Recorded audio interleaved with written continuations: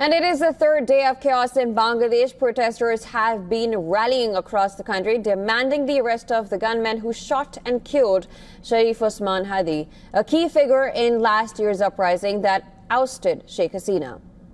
Now, the customary funeral prayer for Hadin will be held today in front of the Parliament building. His body will be then taken to the Central Mosque at Dhaka University, where members of the public will be allowed to pay their last respects before his burial there.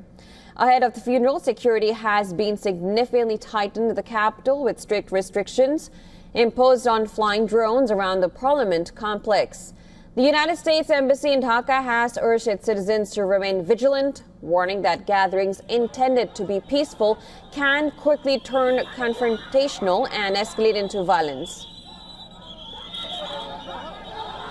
Meanwhile, United Nations High Commissioner for Human Rights Volker Turk has called for a prompt, impartial, thorough and transparent investigation into the attack that led to Hadin's death, and urged the authorities to uphold the rights to freedom of expression, peaceful assembly and security of journalists at this critical time, and prevent further escalation of unrest.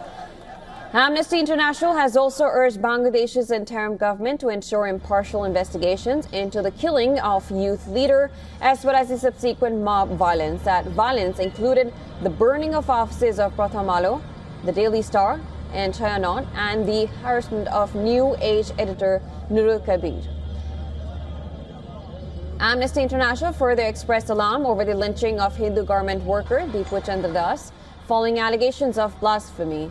As news spread that 32-year-old student leader died in a Singapore hospital on Thursday, crowds poured onto the streets in an outpouring of grief and anger. Several buildings were vandalized, including offices of media outlets perceived as favoring India, an ally of Bangladesh's ousted leadership. On Wednesday, even before confirmation of Hadin's death, protesters demanding the return of former Prime Minister Sheikh Hasina to Bangladesh marched towards the Indian High Commission in Dhaka, underscoring the growing strain in the ties between the two neighbors since the collapse of her government. Sharif Osman Hadin was a leader of the student protest group in Club Munch and was preparing to contest a parliamentary seat in February 2026. National Election Bangladesh police say a manhunt is now underway to track down those responsible for his killing.